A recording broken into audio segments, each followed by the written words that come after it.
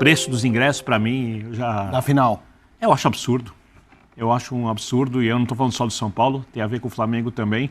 Repito, são associações sem fins lucrativos que ganham terrenos, às vezes, para fazerem seus CTs, que não pagam impostos como empresas, que já tiveram refinanciamento de dívida, dinheiro público, que tem time mania, que tem Profut, que tem um monte de benefícios. E na hora em que o povo pode ir para a festa... Não rola. Ele está expulso do estádio pelo preço do ingresso. É isso. Isso, para mim, não tem a menor lógica. Se fosse empresa, eu entenderia, que visa o lucro, mas nesse caso não é. Não é isso. No mais, a questão da permanência do Lucas, se conseguir, vai ser um grande feito, e a gente vai falando aqui um pouco mais na entrevista do Casares ao longo do programa.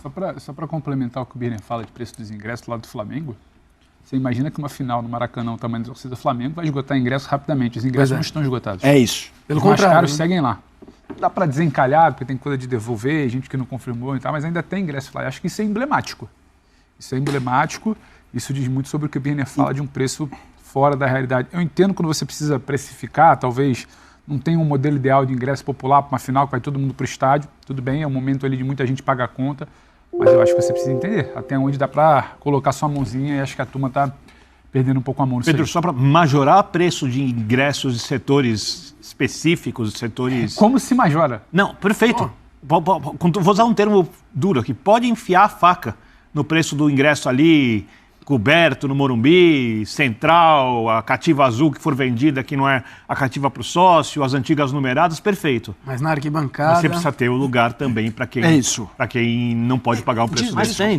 Tem esse lugar, 10% do estádio.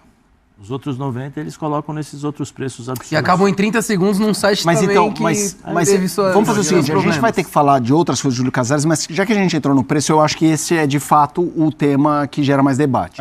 Eu vou jogar para vocês, colocando um pouco como eu penso, mas a minha ideia aqui não é propor o que eu acho certo. É o lado de lá e o lado de cá. Eu acho que de uma forma geral, não só no futebol, a questão do preço para eventos está completamente perdida, e a gente pode pegar um evento que aconteceu nestes últimos 15 dias em São Paulo, que foi o Detal. Eu não fui ao Detal. Eu gosto muito do Foo Fighters. Já vi o Foo Fighters no Rock in Rio. Gostaria muito de ver de novo. Se fizesse um esforço, parcelasse, talvez conseguisse pagar. Mas quando eu olho o preço, vou eu e minha mulher, eu falo, cara, eu não acho que isso... Quanto que era? Desculpa, eu não... Eu acho que era 800 pau. Mas eu nem lembro. 800 pau a inteira, que é o meu caso. E o da minha mulher. A minha mulher não. Minha mulher é meia porque ela é faculdade. Faculdade e pós. Mas mesmo assim, eu olho e falo, eu não pago. Só, cara, as pessoas... Aí eu tô esquecendo os clubes e as pessoas estão fazendo esforços para ir. E aí, desde gente que tem dinheiro... A gente que não tem. Exatamente. Gente que não tem se comprometendo para ver. E eu não estou julgando as pessoas que fazem isso. Só acho que, de uma certa forma, se perdeu um pouco essa noção do... Gente, mas vale isso? As pessoas não se perguntam mais se vale isso. Eu concordo com você, mas vale lembrar que o evento é feito para dar lucro. Sim. O futebol, uma associação sem fim lucrativo, não é feito para dar lucro. Não, mas espera aí, mas tem conta. Tem balancete, tem disputa. O torcedor que fala que tá caro é o que quer o Lucas Moura o ano que vem. Mas ao mesmo tempo, Felipe, a gente tem que se colocar no lugar desse fã de esporte, desse torcedor, que analisa assim, o Flamengo e o São Paulo chegaram na final da Copa do Brasil e já ganharam muitos bônus, porque é a competição que mais paga, né, ao longo da competição. Concordo. E aí, na hora que você vai precificar os ingressos, você também precisa inflar tanto e achar isso normal? Então, não, mas aí eu não tô defendendo, eu só tô fazendo... Pensa o clube. O Pedro tocou num ponto importante. O mercado dita preço. Se você põe e encalha, você errou no preço. Agora, você põe e lota, o clube pode pensar festa do povo... O público que está aqui não é aquele que sabe cantar os hinos e me empurrar. Mas fechou. Tem uma questão que o Birner toca, desculpas, que eu acho que é de contrapartida, além do clube e sociedade. É contrapartida que, na hora que o calo aperta, tem muita gente que está ali, que não te larga. É o cara da organizada que o dirigente tem que ligar, virar e falar, vamos lá, me dá uma força, não deixe de esvaziar hoje, o que está precisando. A gente sabe como é que funciona o clube associativo. Aqui são 2 clubes associativos. O Flamengo e São Paulo são 2 clubes associativos. São 2 clubes que têm relações com o organizado. Bem ou mal, rompido ou não, tem diálogo.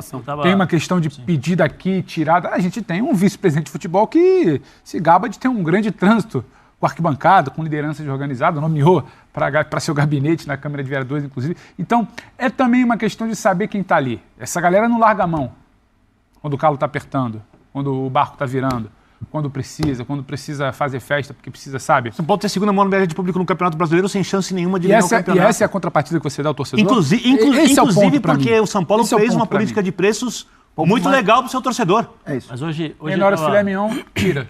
Aí não sabe que o estádio fica gelado, por que não pulsa, por que o rival vai provocar que tá cantando.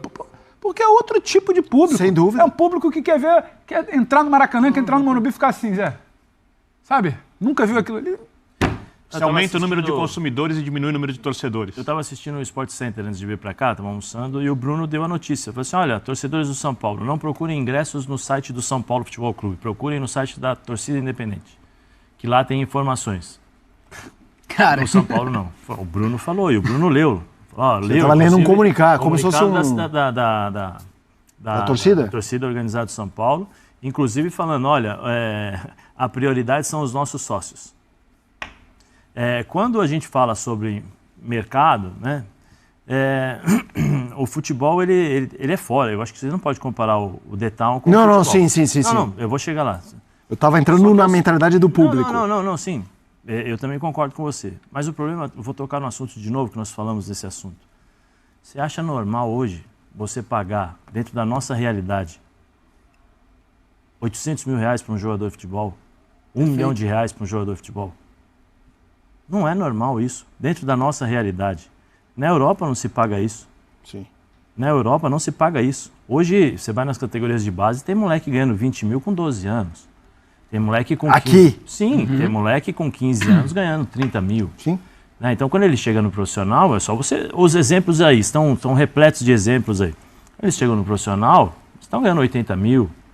Aí joga 2, joga 3, joga 4, joga já bem. Ganhando quanto? Ou já começa aquele trabalho de assessoria. E eu não estou criticando, eu estou falando só o que acontece para que as pessoas que estão nos assistindo entendam por que o mercado do futebol é tão inflacionado.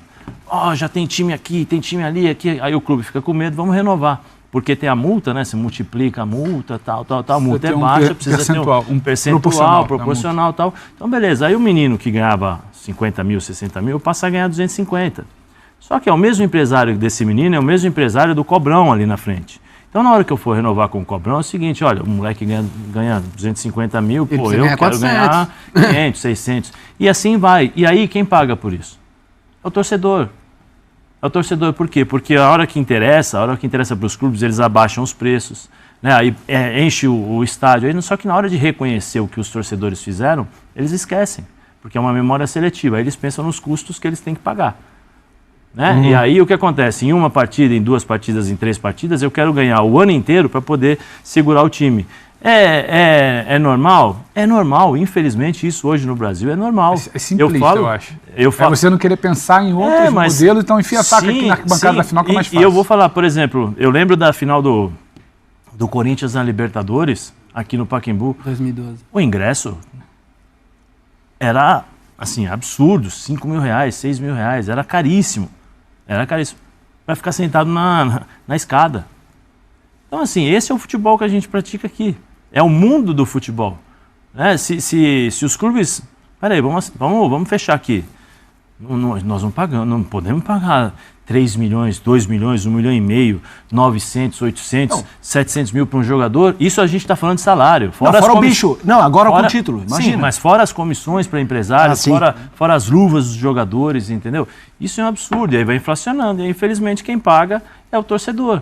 É o torcedor que tem que fazer financiamento, é o torcedor que tem que vender máquina de lavar, é o torcedor que tem que vender tudo isso para quê? Para assistir 90 minutos de jogo. Entendeu? Então, infelizmente, eu acho que essa política ela vai permanecer aqui no Brasil. Ela não vai mudar. Ela não vai mudar. Pelo contrário, a tendência é piorar. E uma coisa muito cruel, assim, como, por exemplo, vou pegar os torcedores especificamente dessas equipes e vou falar um pouco mais daqui de São Paulo, que eu conheço melhor, porque é a minha realidade. Muitos dos torcedores que fizeram um ambiente insano positivamente no jogo contra o Palmeiras e principalmente no jogo contra o Corinthians, não podem estar no jogo. Não estarão presentes. Não podem. Não podem estar no jogo. Estou nem falando que não vão conseguir comprar. Não podem. Não podem. Não tem como estar no jogo. Isso é certo?